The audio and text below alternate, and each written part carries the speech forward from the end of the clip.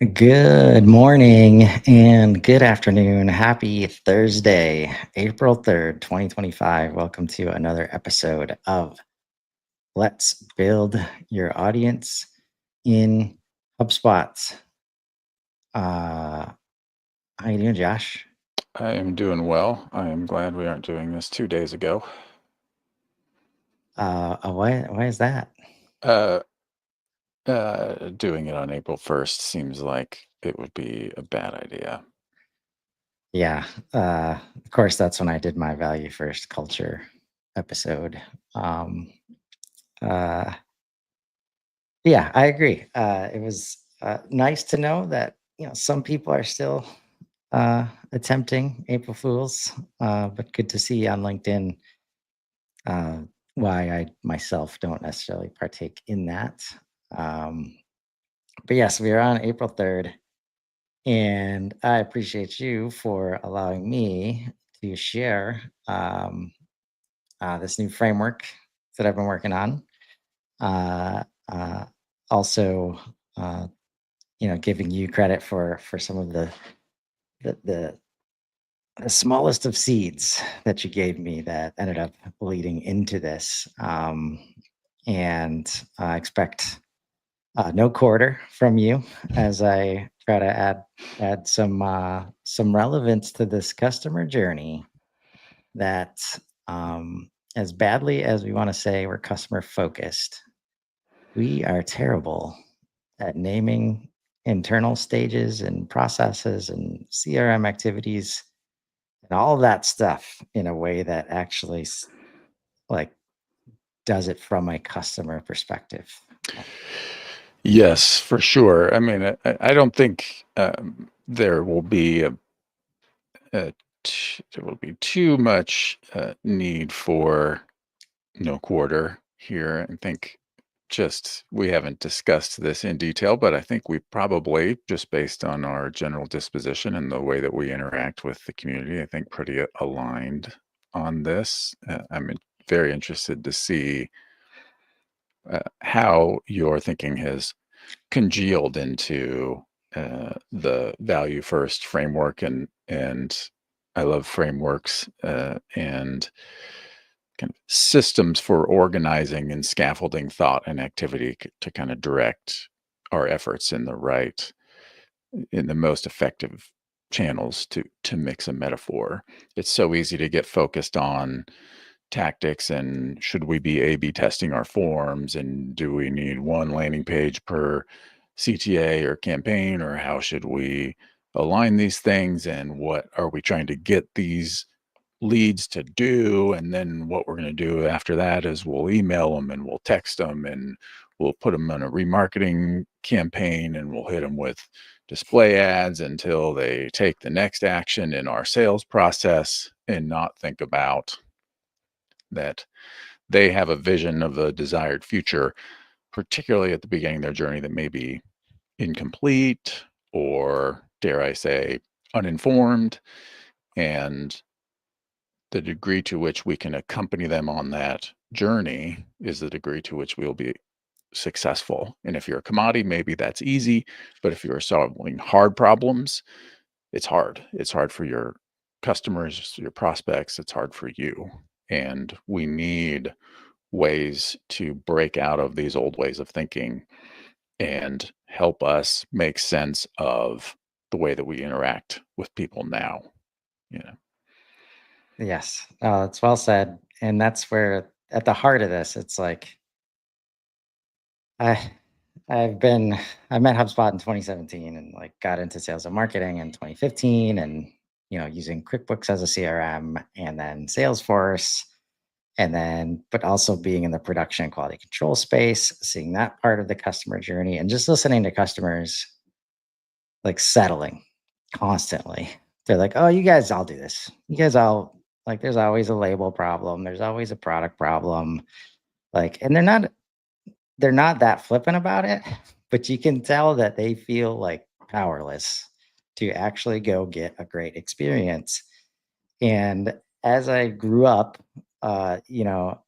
in the space and just constantly thinking like that's the kind of stuff that doesn't like sit well with me. And then, as I meet HubSpot and they ask you answer and story brand and, start just getting addicted to the content. And like it makes so much sense to me. Like, okay, this is how change and build an improved customer experience by making the customer the hero and, just being open and honest about pricing. And it's like, no surprises here. But then when you try to bring that stuff in to an organization, like even when I'm brought into an organization with pretty much a blank check to do like customer experience focused growth, digital marketing where it's never been done before. I've got CEO level buy-in and can still cannot overcome some of these structures and some of this, like I refer to a lot as industrial age thinking. And that's really at the heart of this is like, okay, at this point, it doesn't matter how brilliant the framework is if we don't help leaders like break free from organizational habits and best practices all the way down to sales commissions and how that's built, right? Yeah. So I'm gonna share. I'll fast forward where I can just to like, but I always feel like the context is important about like this is not just coming from nowhere, and it's been until very recently where I've been able to kind of formalize it into Mhm. a consumable thing much more so than this, right? Which, but I'll stand behind all the time just because I've experienced like this document that I created on one Sunday, 6 hour binge on Sunday in October of 2020 after I've been hired in to do all this stuff. And I just got everything related. It's probably fair to say content marketing, like just content focused, strategies to grow with digital marketing, like just got everything out into my head so I could help those around me start to understand it. Because, and if you follow me, I like to embrace complexity where I think it's necessary instead of the keep it simple, approach. And I'm not going to zoom in on you here. Like I know it's get deer in headlights all the time. But there was no faster way to get an understanding from CEOs about how complex and how resource intensive it actually is when you say we want to personalize content. We want to target 5 different verticals. As we do that, we want up to date PDFs for the sales team. We want a new website. We want to start building out an online store. We want to start automating emails. And we want to track all of that in the most granular way that you possibly can. So that's where I was like, okay, here's the diagram that I came up with. Oh, and by the way, you need a version of these for every single key market that you do because all the messaging changes. And also, we're just going to add on a whole new part of the diagram that we never see, which is after the sale, right? And even as I was putting this together originally, like you start to, uh, you know, conflict between the way that you name these stages, the way that the deal pipelines are set up, the basics of subscriber, lead, MQL. Um, and so fast forward a little bit to let's say last year, where a couple things started happening, a few things started happening uh, together, and I'll bring this down, like so you guys don't have to stare at that too much longer. Um, so we were talking on an episode, and you just dropped a little nugget. You didn't like the phrase customer journey, I don't. uh, right? And what you offered, I'm not sure if it was live or asked after the fact. It was like you just mentioned the phrase path to value, Mhm. right? And that I had already, given this diagram to Claude, And I was just like, I just almost no context. Like, what are your takeaways from this diagram? And it went the route of like just adding value all over the place, like not focused on conversion.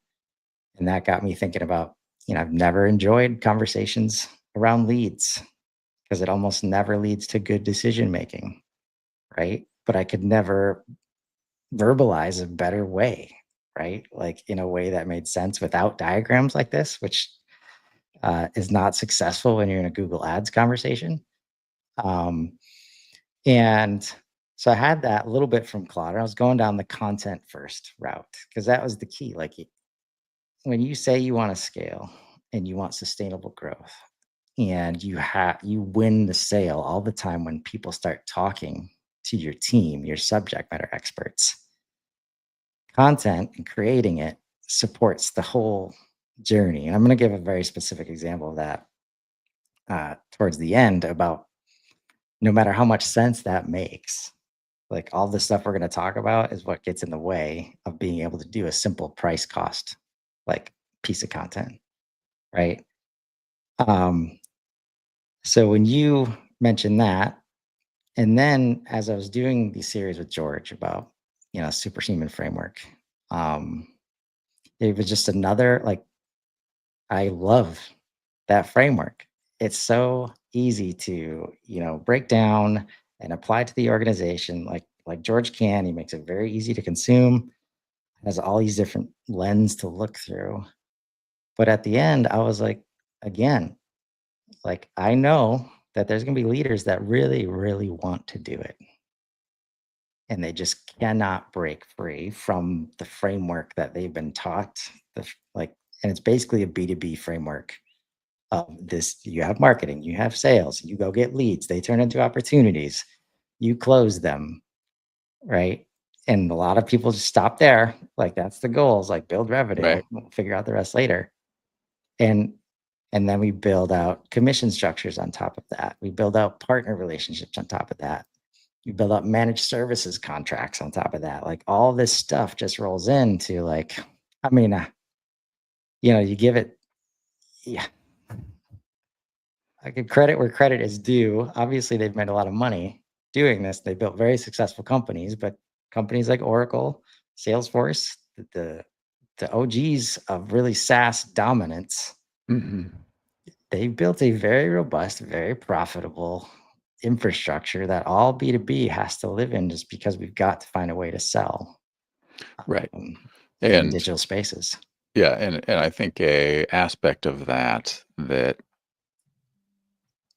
contributes to the problem, both the the friction that we as businesses experience trying to deliver value to customers, but also the the structures that lock us into working the way that we have always worked with sales processes that are organized around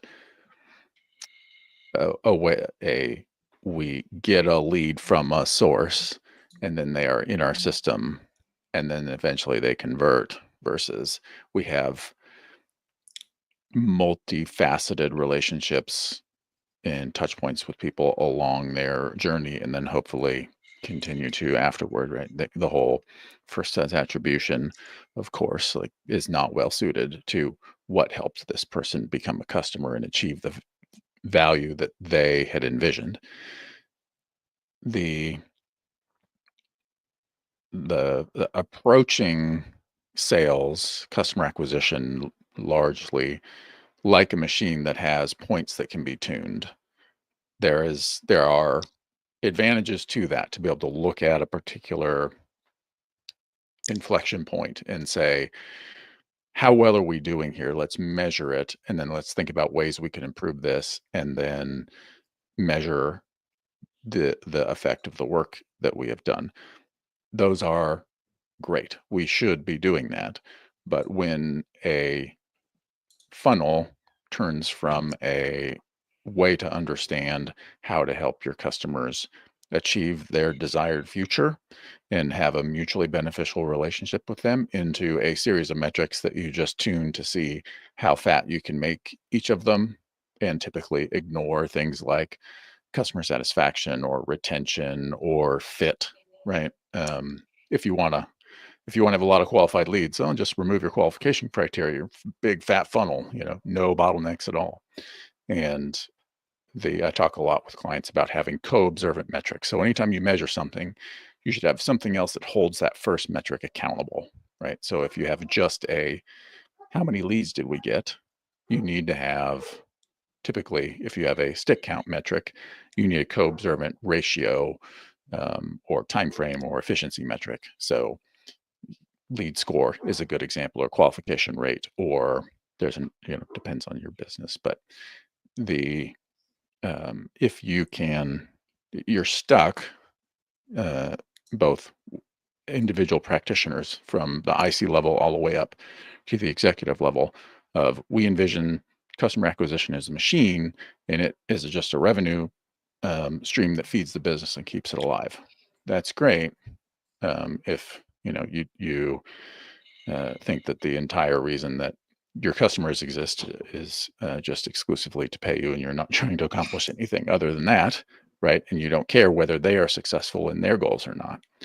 So that, who first, and it sounds like value first, uh, agree, and I expect are extremely compatible in terms of thinking about customer acquisition, not exclusively as an engine to be tuned, results be damned, right? But an engine to be tuned in service of these other things, both on our behalf as the operators within the business, but also on behalf of our customers.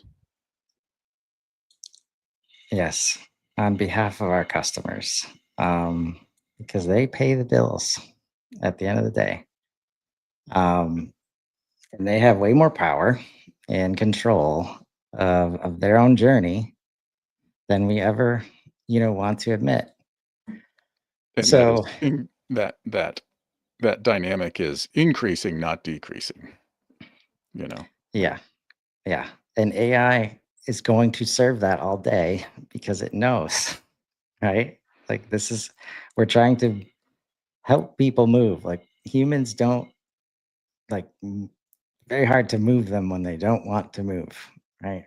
Um, so as I started, um, creating content last year, and creating like Commerce Hub, data model in HubSpot, and just talking about it. Finally, it's like, okay, I'm my own consultant now. I don't have to, work by anybody else's structure or rules or whatever the SaaS software says you're supposed to call this stage.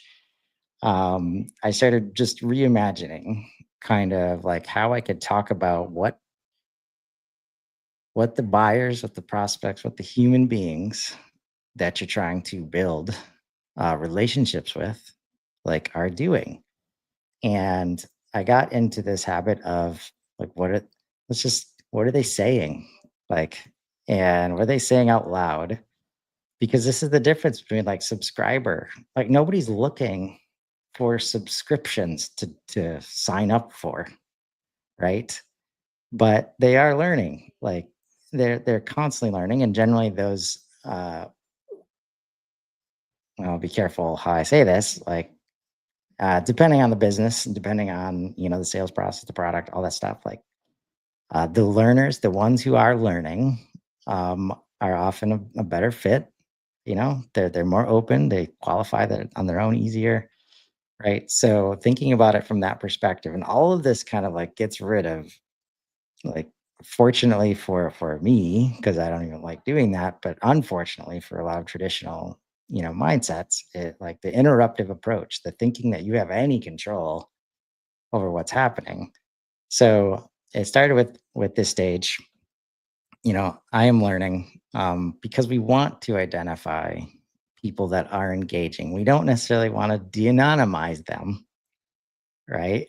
But we want to know that people are, you know, um, clicking on the content, they're viewing the videos, when they make themselves known. And this is like goes simplest use case is always like sign up for a webinar, right? Um, my options, if I just go out of the box HubSpot, are subscriber or lead, Yeah. right? Well, they're not subscribing to anything, so I guess they're a lead, right? Yes, that is uh, one of my biggest pet peeves with the defaults in HubSpot, and every CRM has this challenge. But yeah, I specifically say when somebody gets created in HubSpot, there's almost a 1% chance that they actually subscribed to something. It's just a record was created, and that's a very low level tactical examination of that. But we the language does matter, right? Like ask 5 executives in any organization like what a lead is, and you're going to get 10 answers depending on when you ask them. The So it's important to think about, again, I like this framing of audience. I typically change it to something like record and just create it there, because your example of a webinar sign up is probably in a B2B, or at least a purchase decision or relationship that is front loaded with digital activity. That is probably the worst experience and touch point that most people have when it's their first touch with an organization. You see a webinar and think, oh, I'm interested in that topic.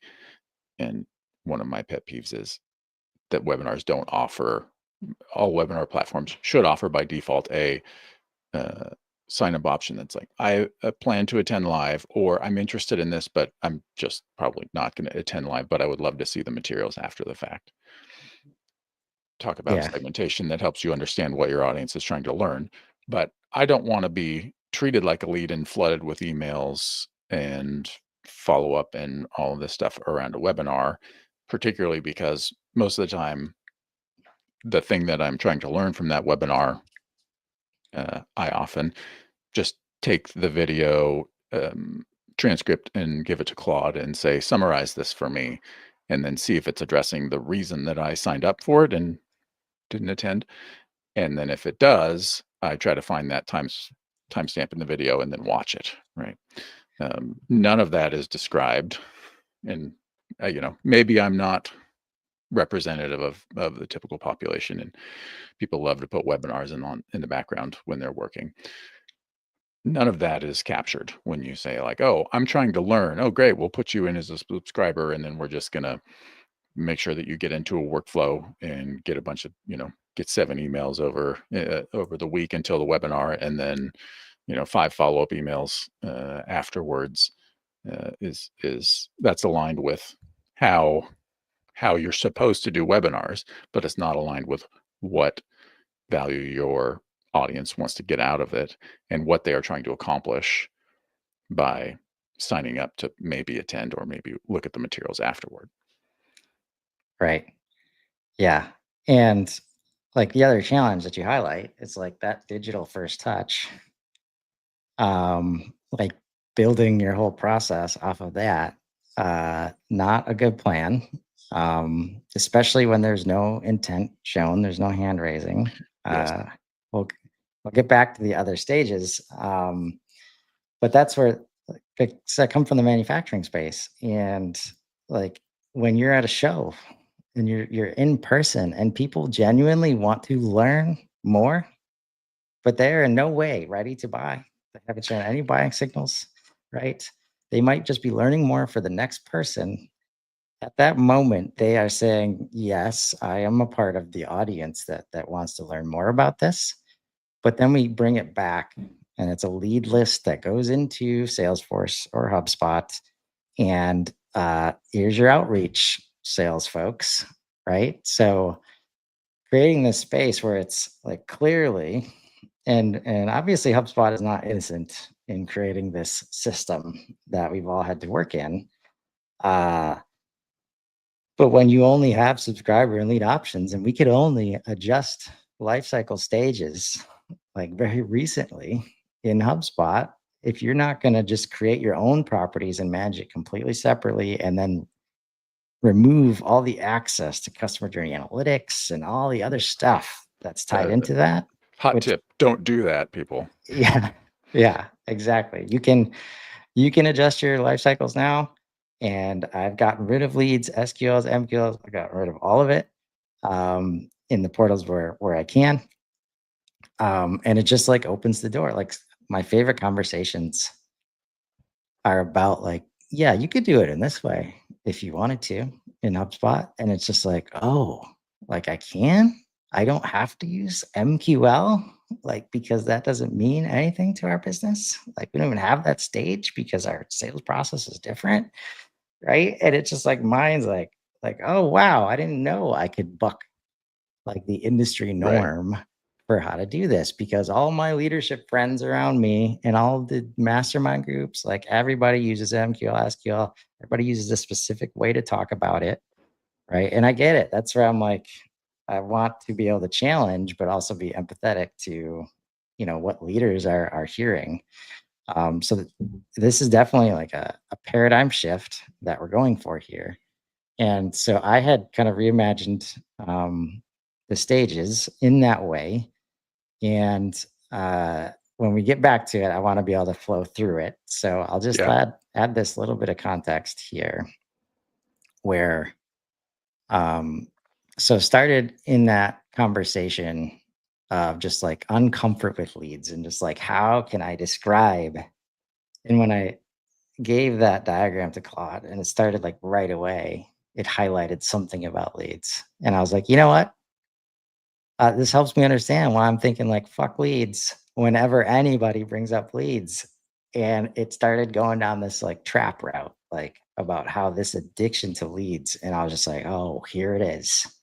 Like, yes, finally a narrative to start working from. And that, over the Christmas break, right?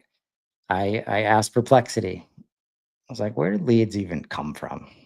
Like as as in the way we think about it from B2B, right?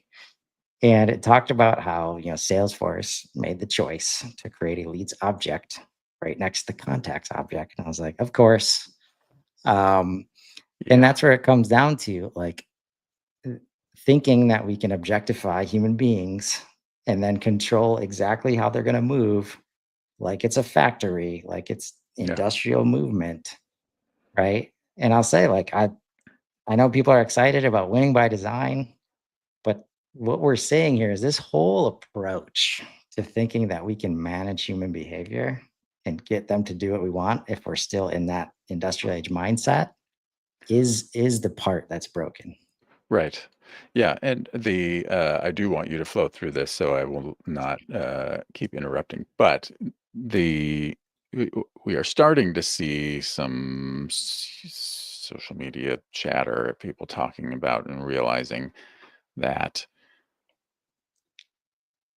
for particularly complex, high friction purchase decision, large purchases, things like that, the rule of thumb is something like 3% of the total addressable market is ready to buy at any given time.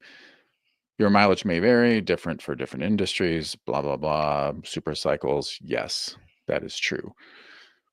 When we treat it like an industrial process or like an engine, we get leads from a trade show who said they want to learn more. We don't bring in any context. And then we insert them into a pipeline where an SDR or BDR calls them, sees if they're interested, and if not, marks them as closed.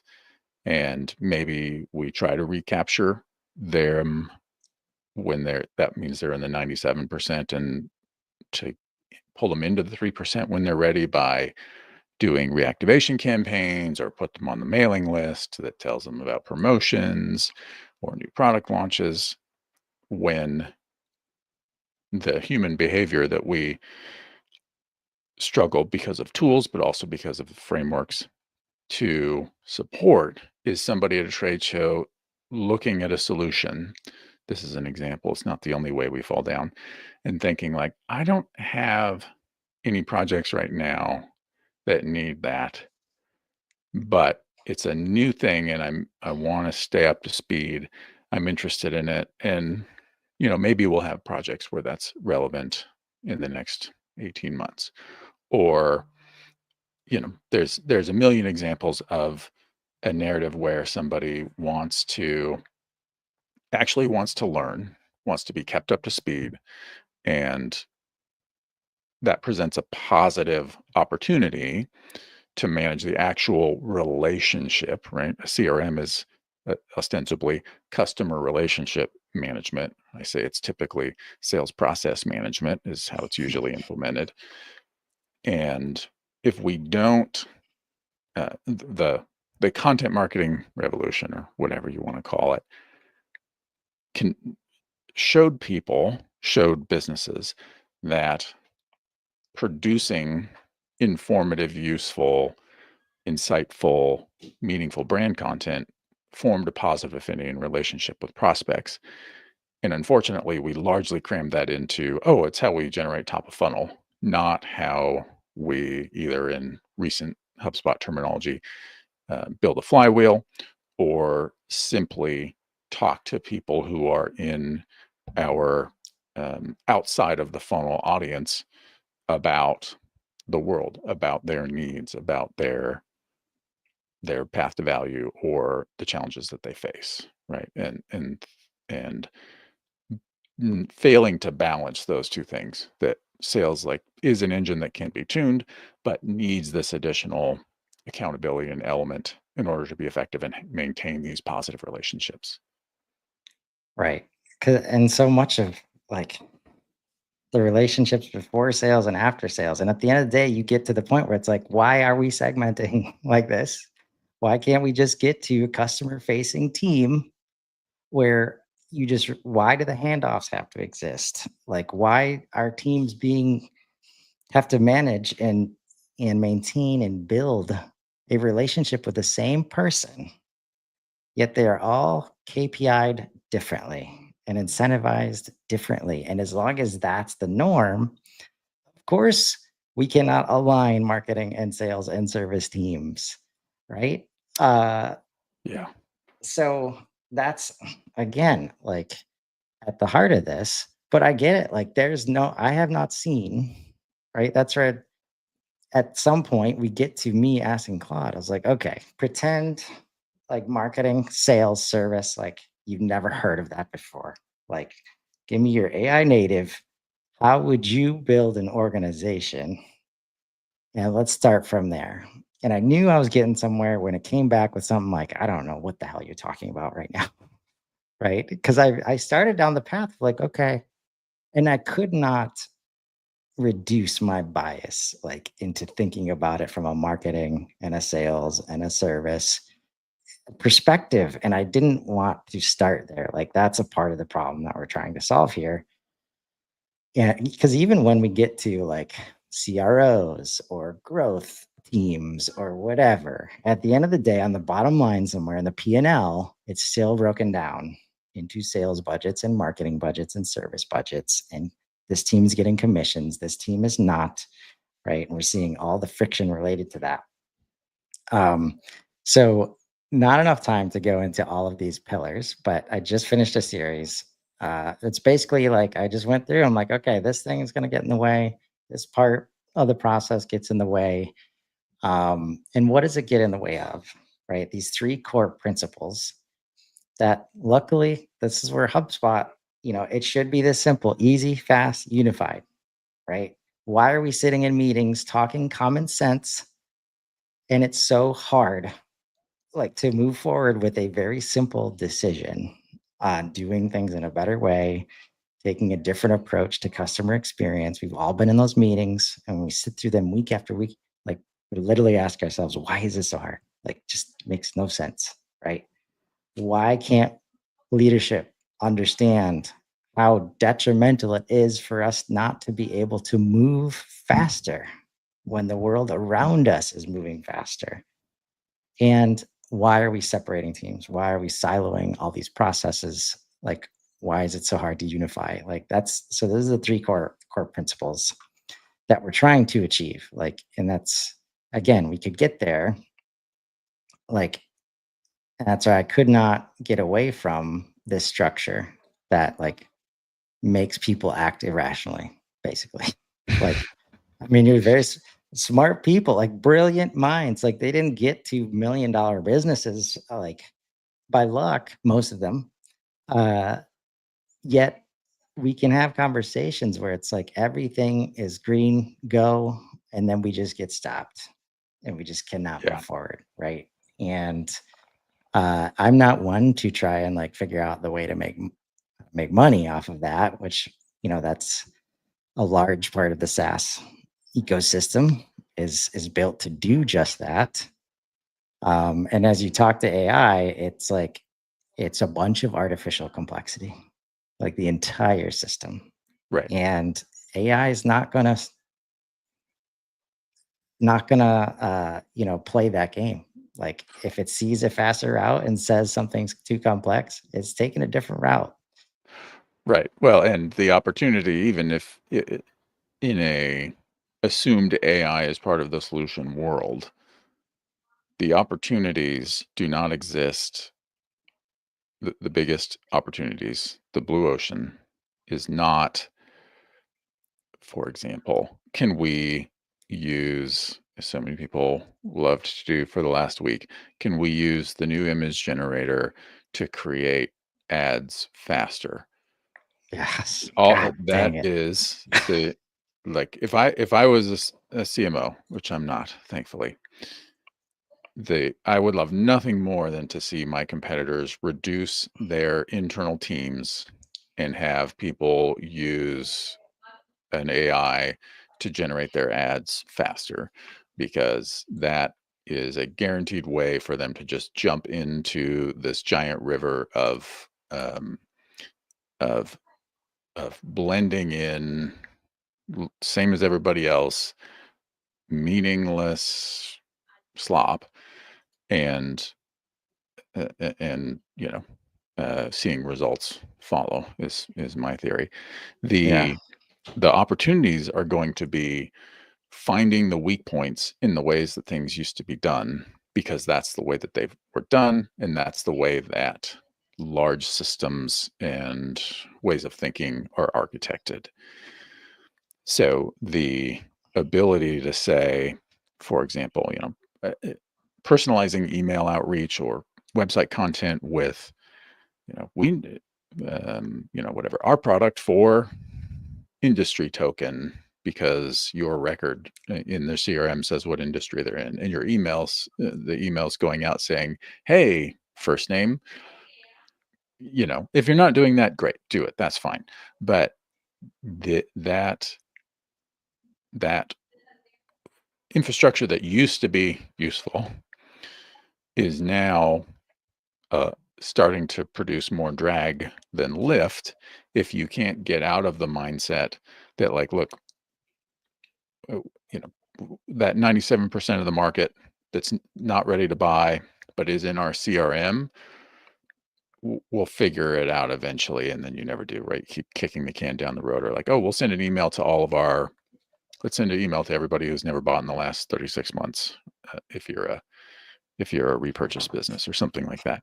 Okay, great. That doesn't, like, that is your need producing an activity that is irrelevant to where they are at in their world, in their cycle, right? And that's a remarketing to an internal audience versus lead generation distinction, but the same applies for leads, right? Let's get somebody to click on a webinar and sign up for it so that we can try to sell them something, which is what we need, versus finding those opportunities where you can do that personalization based on, my big thing with customer driven content particularly is, don't ask AI who your customers are.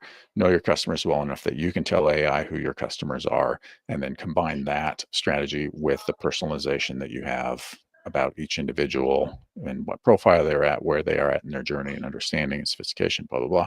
And then you can poke holes in that.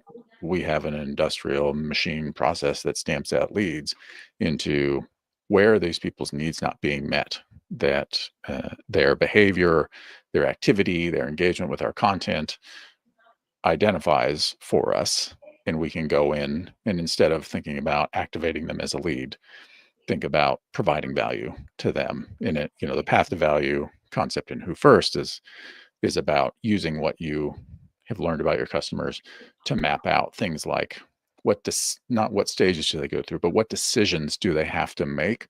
What changes in their mindset have to happen? Examples being like um, the to use that our trade show example, that somebody visiting a booth and thinking like, oh, this is interesting. I haven't seen this approach before. I don't have anything relevant, but I want to keep an eye on this. So I'm going to put my business card in the jar. That it the for that person's path to value to align with purchasing from that business, one of the things that has to change along their path to value is there is a solution here that solves a problem that I can identify in my business, and there is one of those opportunities coming up, right? Yes. The way that you support that person's path to value is knowing that that is where they are at, and that they aren't somebody who put their business card in the fishbowl because they want you to call them on Monday, which is what happens with every trade show. Well, first you have to import all the leads, and that takes 6 days or whatever. The but if understanding, having those profiles for our audience and being able to figure out from either explicit data that they provide, a checkbox, a drop down, whatever, that says like, here's where I'm at, or by using content to triangulate that. They click on the like, explain this more to me, and whatever content versus content that says, here's how we can package your order this way or whatever. This is an abstract example, so it's hard to be more specific. But if we can identify that person, we can provide value to them when they aren't a lead, but they are in our CRM, all the way to when they actually jump over onto the active track and start passing through other decisions like, oh, this could solve a problem that I have. And the next like decision that they might need to pass through and is this solution is good? Is this business able to address my particular needs, quality, speed, price, delivery, whatever? And then they further need to pass through the gate um, of like, yes, accepting that. And then and now is, maybe now is the right timing, or that I am willing, like if it's a new process, I'm willing to take a risk and go to bat because of this opportunity on behalf of my customers, the things I'm being held accountable for. You have to help that person through their gates in Who First terminology in order for them to reach value. And the way that you do that isn't by treating that person like a lead. It's by finding those, like all of those things are something that, in terms of managing human relationship, if you were talking to that person face to face once a week for 6 months, and they say, hey, I think I'm going to get an opportunity in Q4 that might work here. Let's talk about it. You could absolutely do that. That's the human relationship side of things. We can now find those gaps, those weaknesses that present blue ocean to us in these old processes by delivering value to people in that way that scales and helps them see and brings them into those kinds of relationships and conversations without I mean, in ways that we couldn't before, if we are open to finding those opportunities and stepping out of those rigid frameworks that prevent us from even trying that, much less scaling it, because, well, that person was disqualified. We disqualified them 6 months ago, so they're in our remarketing campaign. Yeah. Um, yeah. They're, like you said, they're their gates, not our gates, right? Like they have stuff that they have to do. And when you can't see it from their perspective, you will never figure out like what Yeah. those things are. And it's 100% luck. That's what's like so challenging about the systems that were built are definitely like self-fulfilling prophecies. And when Google ads only just need to hit, like a couple times for leadership just to be like, oh, it works. Like Right. guarantee it. We got to do Google ads, right? Because we're optimizing all these things that are failing like right in front of our faces. And like the only thing that makes sense is that we don't know how to transition away from these. Because in any other part of the business, you show metrics like zero, like 0.01, like conversion success rates. Like, are you kidding me? There's no other part of the business where this should be like Yeah. allowable, Yeah. right?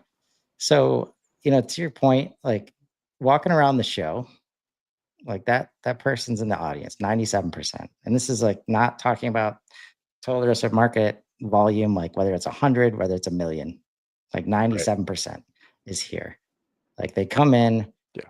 they decide at that moment, like, oh, this is interesting.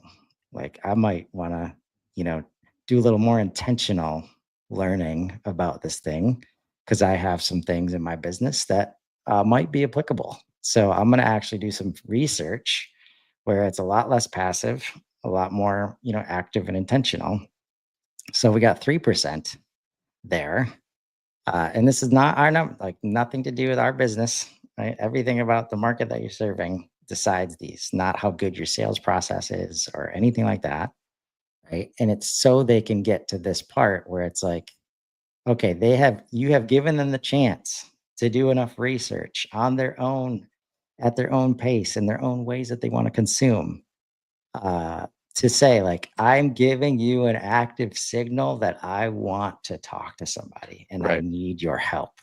From a percentage standpoint, I would say these hand raisers, this is probably something more like if 90, if 100% is the audience, the researcher is probably is, you know, varies, but I would put my finger on like 30%, and that hand raiser might be like 10%, and 3% isn't until we get a little bit further in the process.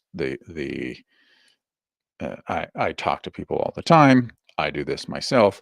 Reach out to service providers or vendors, and we'll just say, "Hey, I see what you're doing. It looks cool. I am not in market for this right now, but I would love to either put something on or send me a video or something talking about, and give bullet points to be respectful of the person's time. And if they, want to be like, let's get you in the system and make, you know, book a meeting, that's fine. And I will say, that's great, not in market, but I really want to understand what's going on with this, what you're doing, where you're going. I think there is um, I think there are people that do that and that are keeping an eye on things, and it's a subset, right? But it speaks to needing to distinguish, right? The point of a hand raiser, or what we want to do to support hand raisers, is understand what they are raising their hand in order to accomplish. Some A common one in professional services is trying to recognize if they are raising their hand because they need a third bid, right? It's an example, a negative example that not everybody's going to be able to relate to, but you can define those people away and say like, well, those aren't really hand raisers. And I say, well, good luck recognizing them then if you're not going to like Right. go in knowing that that's a potential source of the hand raising. But trying to identify, okay, somebody who is a hand raiser, thinking about like how big that is in terms of the audience at this point in time, and then like what is their goal? Is it are they do you need a third bid? Are they writing next year's budget? Right, it's October, and they're like, I'm going to need a solution in this space next year, and so I am trying to figure out. I'm shortlisting my providers and seeing if they're all in the same price range, and then I'm adding 20% to that, and I'm putting that in next year's budget. Uh, you know the way that we handle that in the current framework is, do you have budget? Do you have authority? Do you have need? What's your timeline? Or what's your situation? What's your problem? Right? Our qualification frameworks. And then that ends on, okay, well, let's touch base in Q1. And then January 1st, 8 a.m. You're like, I was just celebrating the new year and I'm already getting SMSs from Oh man, everybody that I that's talked crazy. to in October and November. The ch- the answer to that isn't Oh, we set up better sequences. The answer to that is rec we, you know, pick one of these stages and of delivering value and figure out how do we better serve the hand raisers? Let's look at the hand raisers we've had, what they've said, what their outcomes were, not what we put our closed loss categories as, but what were they actually trying to accomplish? What value were they aiming for? And let's figure out how to A, deliver that earlier in a way that makes more sense for them. If they want to raise their hands in chat, that's great. Can we deliver that value before they raise their hands? Because that's how you win in this day and age. Um, and reorganize how we think about how we approach, how we serve prospects with that perspective. Yes, indeed, because they're buying. They just haven't decided like whether it's gonna be from you yet, right? Right. And that's where you can like the industrial age approach is to try and qualify out at this point, right? Instead of there are lots some of the most valuable relationships. Like most people don't like being in those positions where it's like, yeah, I need a third bid because this is what the process I'm in like is forcing me to do, Right. right? There are lots of situations where you can help that person not have to settle. Like not all of these situations, but this is where when you build trust over here and it comes into like they come in and they're like, I really want to find a way to work with you guys, but my current setup, like you're not on the approved vendors list, it's gonna take me 6 months, like blah, blah, blah. Right. But they come in like much differently, right? And that's where you have to, when you let them give you the signal, it's just the relationship up to that point is so much more has so much more potential for value for both people involved than when Yeah. you try to force like the issue, Right. right? Yep. Um, so I'm gonna ask you for a part two because we got I want to do one more stage. Yeah. And um, but so much of this like speaks to the kind of process and structure that we've all been working in, like even in the way that I'm trying to break it up into stages, right? Like, do we even need to do that, or just like that helps us, understand? Will AI even need that, Right. in the future? And just say, hey, Tori, good to see you. Thanks for stopping in. Um, and this is like still building this because, and this is what I think people miss about like the collaborative part of. I'm very open about this is co-authored with Claude, basically, like with AI, because I want to be aligned with how AI is viewing this stuff. And when it always comes back to value flow at all costs instead of profitability at all costs, instead of, conversion at all costs, all these things that we have applied, right? Like I want to take notice and I've been doing this for months. And this statement here was like the least exciting for me. Like I'm talking about a highly empowered revenue opportunity. Like basically this person has everything they need. We've made sure they have everything they need to make a good decision for themselves and their business and whoever they're supporting them. And I'm just like, because it's consideration, phase or evaluation, it's like, okay, what are they doing? They're considering options. I was like, nah. And I've been making content.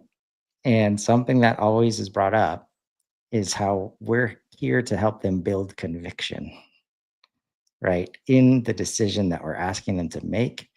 And it is the opposite of building urgency and Right. fake like reasons. So this morning, as I was getting ready for this, I'm like, oh, so instead it's like I'm building conviction. That's what they're trying to do, like for themselves, for their teams, for their organization, right? And that is the opposite of, and this is where I don't work well. And the reason I'm getting to this is I don't feel good when I feel like I need to reach out to a customer or to a prospect to try and close them by the end of the month because Yeah. that's what the That's situation on yeah. my side Yeah. dictates. It's like, how ridiculous is that? That like, if they're not ready yet, we're gonna try and jump through hoops. We're gonna create all these elaborate offers to say Yeah, like, to "Oh, end of the month," discount. right? Meanwhile, they know how the game is played at this point. And the smart ones, like, take advantage of that, and they wait till March 31st Yeah, or April 30th, say, "Oh, it's your end of quarter. I know you just if this is the game, like, if you have not built trust and not built a valuable relationship, yeah, now give me your best price. I know you're trying to hit numbers. Like, that's right. what this is a Yeah, transactional relationship, right?" So that was an unlock for me today, even. Like, when you can think about it from a perspective, you're helping them build conviction, right, across themselves and their teams. Now it's like, why are we wasting time on all this other stuff? And that's what artificial control like looks like. You think that you can make people move. And how hard is it? I know we've all been there, especially in this ecosystem. Like, stop worrying about the discount. It's never come up. It's not a budget problem, right? There's something else holding up, and then sales gets involved, and they just like, and it ruins credibility a lot of the times, right? Because we can't explain why we're bundling the thing or why we're trying to, like, I don't need that part. Like, I don't know why you brought that up right now. Like, I don't care what time of the month it is, yeah, right? yeah. It's one of those perverse incentive scenario where nobody asked, how can we make high value, yeah, high ticket B2B sales that should be years long, mutually successful, mutually beneficial relationships feel like used car sales? But then we set up systems that, unfortunately, tend to steer us to decisions that bring us into closer alignment with that than one would hope. Yeah. And you really, the beauty of this, so this is where it requires the paradigm shift of you don't have to follow the industrial age because it should be so Yes. simple. Like, if we just get out of that mode and realize, am what I'm doing right now helping build trust? Helping, is it creating value? Is it helping build conviction?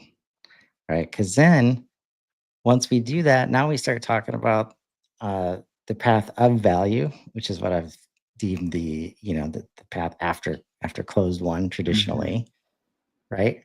Now we have a much better footing in the relationship because it wasn't rushed. Everybody's super clear on what's expected, Right. and it just makes, again, we're talking about building sustainable relationships,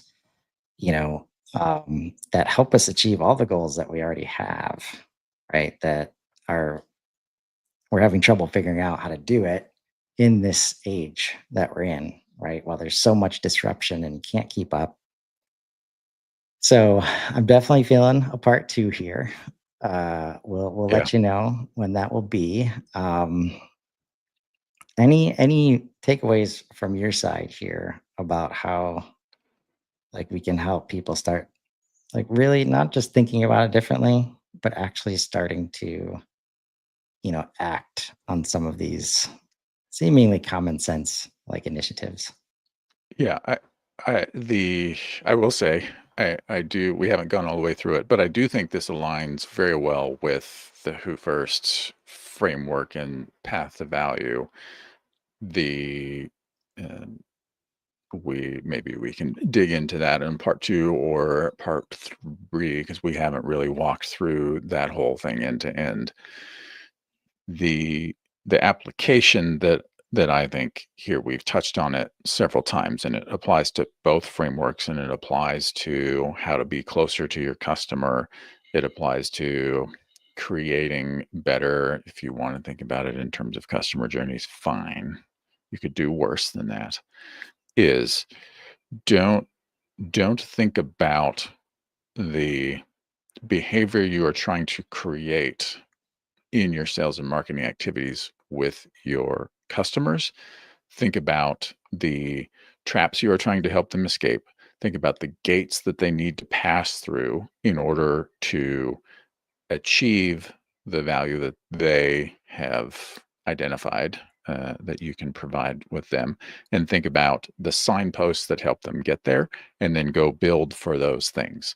So um, we talked about several gates as an example, but a signpost is something that you put in front of through, tactically. There's a lot of ways to do this. Content is the best, but put the content or experiences out there so that your prospects can build that conviction, recognize your expertise and authority, that like a signpost on a journey tells you you're going the right way. Like in my case, Nashville 12 miles this way. And you're following GPS, that, but sometimes interchanges are weird and you see a sign, you're like, okay, I'm going the right way. I know that this is a path that takes me to the place I'm trying to get, instead of trying to get people to like, oh, you're in consideration. Let's email them a link to download our battle cards, and then or a comparison. And then if they download it, then we know that they're warm, and then we'll call them or we'll text them or we'll do a follow up. Don't think about that. Think about, okay, if they are actually considering their options, what will tell them you are choosing the right options to even consider? Yes, us, but also, are you comparing us to the right people? How should you think about this? Not in a way that makes us look good, but in a way that makes us look honest and knowledgeable. Then that builds your confidence and conviction. Build those signposts, and then you just have to worry about uh, getting people to them, rather than trying to force a click or force an email open or force an ad click or force an impression, or get them to respond to a text or whatever. Yes. That's a very high level strategy, but or explanation, but You got to that create the is how signposts you do it. for them to see the Yep. signposts, right? So I look forward to part two and continuing, this journey. Appreciate you uh, letting me bring this, to bear today. It's been a fun series. I'm learning a lot as I go through it, but there's just so much continuity. Like when you can think about that's where like it's human behavior, folks. Like it's never simple ever. Like inside your organization, outside of your organization, I'm Yes. sorry, there's no easy button. There's no, quick wins like the Google ad days of old. And AI is not going to make it, any better unless you start to think about these frameworks and this paradigm shift in like, what are we actually trying to do? And that's where it's never been easier to make this shift, right? AI is right there. There's lots of complex. I get it.